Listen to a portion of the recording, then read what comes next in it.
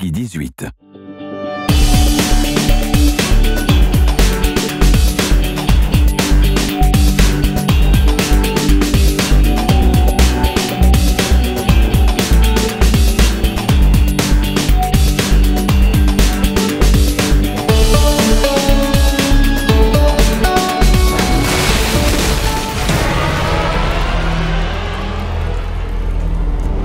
Voilà quoi, j'ai encore envie d'y jouer. Ah, moi aussi, oui. C'était que 10 minutes, moi je pouvais faire le jour entier. Bah oui, moi aussi. D'autres? Bon écoute, on va essayer de trouver d'autres personnes, hein, d'organiser. Ouais, mais attends, tu as vu tout ce qu'on a vu déjà? Ouais. Tu veux pas que tant que t'y es, on va aller parler au patron quoi? Bah ouais, pourquoi pas. Hey man, hey, how are you? I'm okay. Nice to meet you. How are you? I've been well. Hello, Quentin. Hi, Quentin. So, can you tell us a little bit about you, who you are and what you're doing here? Yeah, sure. So I'm the art director of Dead Space 3. Primarily my job is to make sure Dead Space 3 looks really pretty, looks really good, you know, fulfills everything the creative director needs, supports all the design and enemies, and also defining like what the environment should look like, you know, does that fit with our themes and our motifs of like what Dead Space is. So anything really art related has to come through me, like whether it's lighting or, you know, environments or whatever it would be.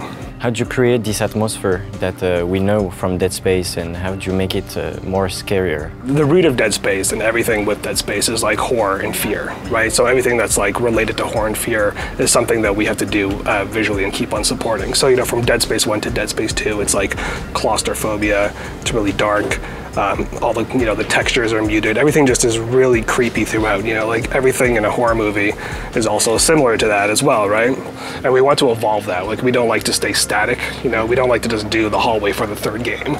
So one of the things that also supports like fear, horror, death is like a really, really cold winter planet, for example. We have a lot of blizzards that kind of keep it really intimate and kind of also support that claustrophobia, so you feel really awkward and you don't know what you're looking at, how far you could see. Right. We slow the player down again, and slowing the player down makes it extra hard and you feel extra vulnerable towards enemies if you can't move really quick or you can't run very quick. So we keep on reinforcing the fact that you're vulnerable and you're scared. Can you show us some of your work, maybe screenshot or artworks? Yeah, sure. So yeah, I mean, I got some screenshots, you guys can take a look. So this is an example of like the you know, Atlantis, the planet. It's really scary. Obviously, it's death. Like, we're talking, it's not, you know, minus 10 Celsius. It's like minus 200 Celsius, right? You're gonna freeze and die really quickly. And you could, this is like a little screenshot of just a guy, but this is just kind of like a general idea. The idea is that you're on the planet, you need heat, you need to like survive, you know, you're gonna die in this incredibly frigid planet. What he's trying to do is just find shelter in this particular concept. You know, it's just like a rough idea.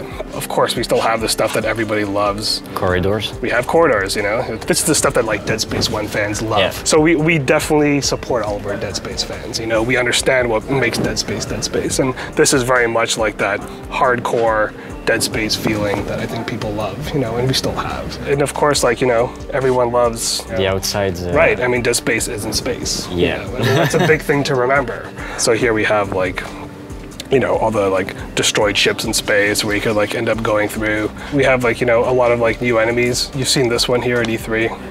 This is the new one. This is the Nexus, right? This is the one that you saw in the E3 demo.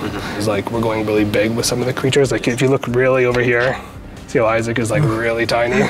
Oh, seriously? Yeah. So like that's, you know, that's one of those things where like, look at the size of our, you know, giant boss. I didn't understand that. Okay.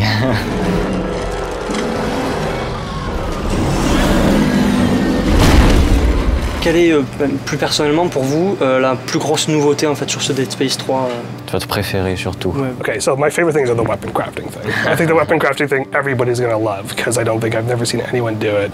It's a blast, you know, and it changes the whole dynamic of Isaac as an engineer to like go through the game, and it gives like a lot of replayability. I love the fact that we're not just on spaceships. Like, I love the fact that like we have expanded it to really feel like a bigger universe, you know, than just sitting on a spaceship. I love the idea of like the snow planet and everything that comes with that. People will have a lot more value, and people will be able to, you know, just like savor it and enjoy the game for a long time because there's a lot of Dead Space there. Thanks a lot. Thanks a lot. Take care. Thank you guys. Merci. Bye. Thank you. Bye-bye. Puis quand tu vois tout le boulot qu'il fait, je veux dire, ça m'étonne pas, quoi. C'est réussi en tout cas. Hein. Bah oui, non, mais après, tu vois, vu le travail qu'ils font, faut pas s'étonner que le jeu soit excellent. Après. Que l'ambiance soit autant réussie, ouais. Puis bah, tu t'as qu'à regarder les artworks là, mais regarde, ça par exemple, c'est Alex qui l'a fait, quoi. Alex, ouais. Le mec, ça va, quoi, tranquille. Il gère. Bon, écoute, on va essayer de trouver quelqu'un d'autre. Ouais, vas-y. Hein allez, c'est parti. On est comme à la maison. Ah, bah, on peut se balader, on est libre, on parle avec qui on veut, mais c'est cool parce que les gens le découvrent avec nous en même temps. Hein. Je trouve ça sympa en tout cas. Tiens, regarde lui, c'est quoi son Chuck. Bon, bah bien. Hey Chuck, how are you? Hi, good. Nice to meet you. Good to meet you. How are you? My name is Benoit. Quentin. Hi, how are you? Good. Sorry, you guys can't actually be in here. I'm working on the actual script, so maybe we'll go over there. So why don't you follow me? Hold on, because on the couch we can have an easier talk here. My name is Chuck Beaver. I am the story producer for the Dead Space franchise. So I've been doing the story for Dead Space since all the way back on Dead Space 1. And all the games and all the novels and the graphic novels and the comic books and the movies, all that has come through me. So, and then I'm also the writer as well for the Dead Space 2 and 3 scripts. Alors, de quoi est-ce que vous vous êtes inspiré pour créer cet univers, créer ce scénario sur Dead Space? Well, it's not just my creation alone. So, first of all, there's a bunch of us involved in it. The original creators, and along with Benoit, the creative director now, came up with. It was really the original thought was we wanted to make a sci-fi horror experience. So we wanted a universe that would fit that. And there was some kind of crazy ideas at the beginning, you know how it always is with story. It's like, maybe it'll be like a prison moon, maybe it'll be this other thing. But eventually we kind of figured out that we wanted to have a ship, and then it had gotten to a planet, and it had unleashed some terrible force in the universe, and that became the bones and the basics of the story, and then we started putting all of the flesh to that, like who is the guy, and what is the item on the planet, where does it come from, all that kind of, it took a while to figure out for the first Dead Space, and then from there we've just expanded all those details.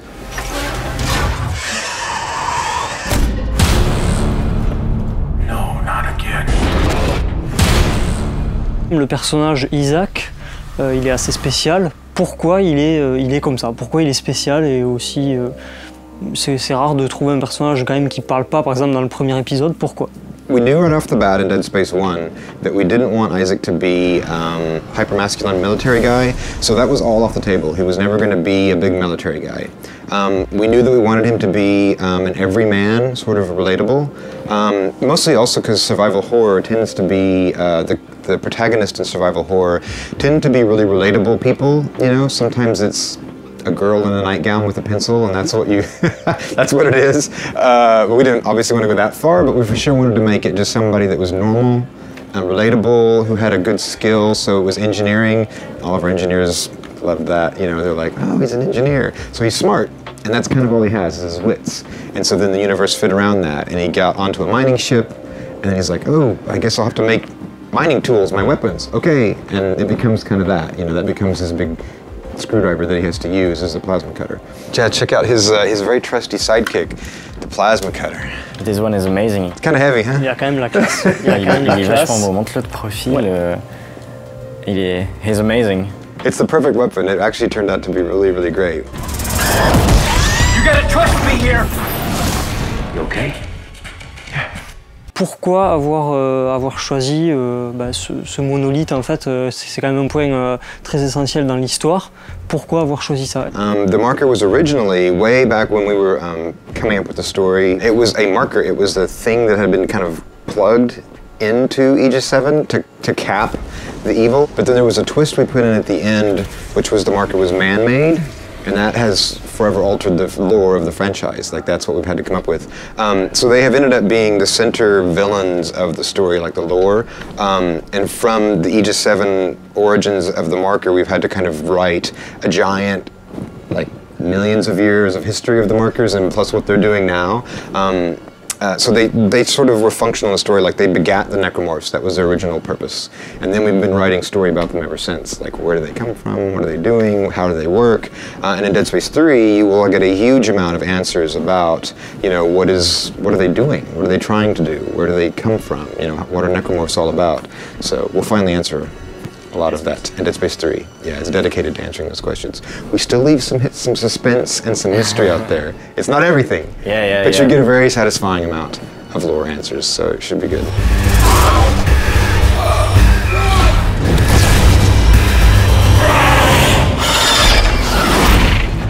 Ce que tu veux, on a le temps, de toute façon. Whoa, hey, what are you guys doing?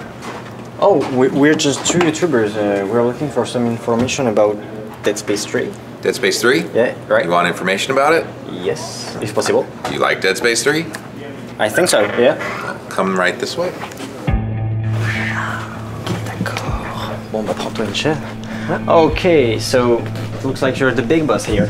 I am one of the people that works on Dead Space 3. That is true. And I was just looking at a build here. Nice. Okay, so is it possible to tell to the people who are watching who you are and what you're doing here? Sure. My name's Steve Papoutsis. I am the executive producer for Dead Space 3, and I'm also the general manager and vice president for the action group at Electronic Arts. Quelle est tout simplement votre arme favorite dans le jeu? Well, I'm glad you asked what my favorite weapon is, because there's actually a cool thing that we put into the game. When you go to the workbench in Dead Space 3, you can actually look at blueprints, and some of the folks on the team got a chance to make their favorite weapons. So you can see in the game the team's favorite weapons, and mine is something that I've called and tubes. And what it is it's a weapon that is similar to a P90 on the top, P90 machine gun on the top, with a force gun on the bottom.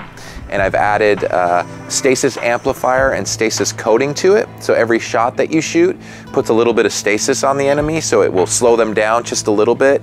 Force gun, you can shoot them, knock them down, and then they're slowed to get back up, and then I rip them apart with the P90 part.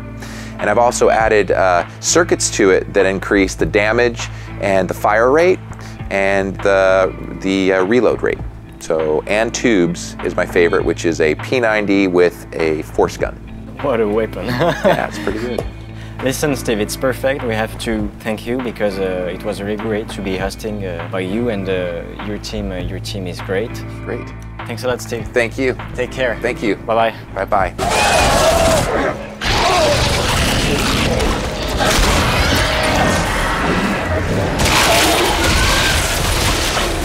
Non mais laisse tomber quoi.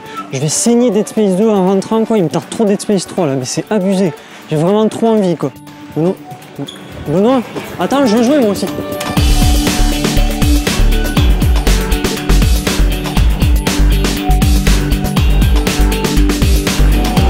Ah, je t'ai baisé. Non, c'est moi qui ai gagné. Mais non, mais bon, de toute façon, tu le sais que je gagne. De toute façon, tu le sais que je gagne à chaque fois. N'importe quoi, c'est moi. Mais j'ai été meilleur. T'as bien vu le score, j'ai gagné. Mais attends, j'avais 100 points de plus que toi. Arrêtez quoi, mec, c'est moi qui ai gagné.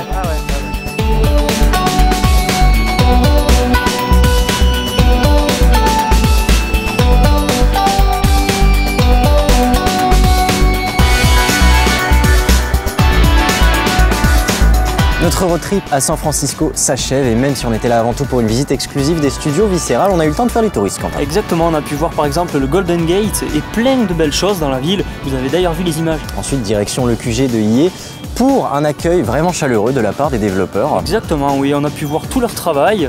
Ils nous ont montré ce qu'ils faisaient en fait sur le jeu tout simplement. Et pour des joueurs comme nous, c'est très enrichissant. C'est vrai, et on espère que vous avez pris autant de plaisir à regarder cette vidéo que nous à vivre ce road trip, et on espère aussi que vous aurez appris plein de choses sur le processus de création d'un jeu tel que Dead Space 3. Je pense qu'il ne me reste plus qu'à te remercier, Quentin, de m'avoir suivi. Merci à toi de m'avoir invité tout simplement. Écoute, c'est normal, et deuxièmement, je pense qu'on peut chaleureusement remercier EA France, sans qui ce voyage n'aurait pas été possible, et plus précisément notre Grégounet d'amour. Et merci à Pierre pour ces magnifiques images. Allez, on rentre à la maison. Ouais. Prenez soin de vous, salut. Ciao, ciao.